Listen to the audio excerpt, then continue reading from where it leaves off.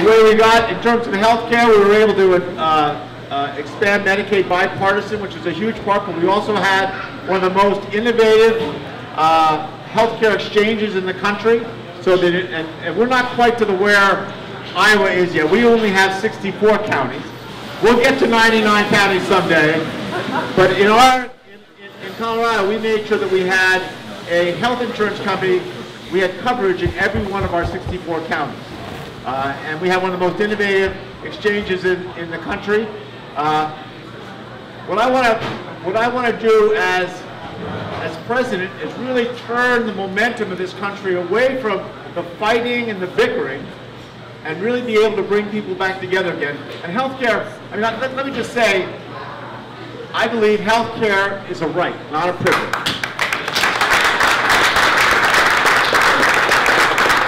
I helped a friend start a community health center in 1973. He got me to write a letter to the local newspaper in 1978 saying that healthcare was a right, not a privilege. I believed it my whole life. And I think we could fight over what is the best way to get to universal coverage. But as Democrats, let's make sure we all agree on universal coverage. And I get a lot of heat because I believe that to get to universal coverage, we're going to need some form of a public option. And whether that's expanding, allowing people to choose and opt into Medicare, or maybe allowing some people on the other end of the financial spectrum to opt into Medicaid, there's going to have to obviously be a public option. But I'm not sure in this country we're going to be able to make an immediate transformation into Medicare for all. And I say that only because, and I realize how many people are unhappy with their insurance. But there are roughly 150 million people in this country that have private insurance, most of them through their place of business. And I realize many are unhappy with that insurance, but a great many, and people estimate 80 to 100 million, are happy with their insurance. I think what we're going to have to do is give them a choice, let them see the advantages of moving into, whether it's Medicare or Medicaid or maybe some combination of Medicare Advantage, but let that be an evolution rather than a revolution. Because in this country, generally, we don't like government coming in and forcing us not to do something that we want to be able to do. Same thing in terms of climate change.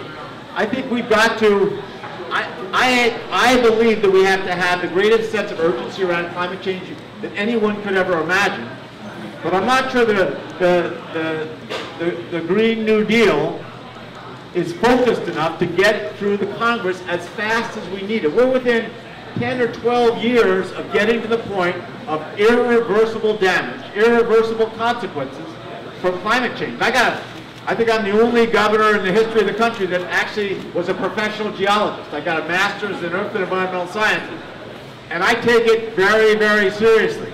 We've been able to close 2 coal plants that we're in the process of closing in Colorado right now. We're going to replace the electrical generation with wind, solar, and batteries.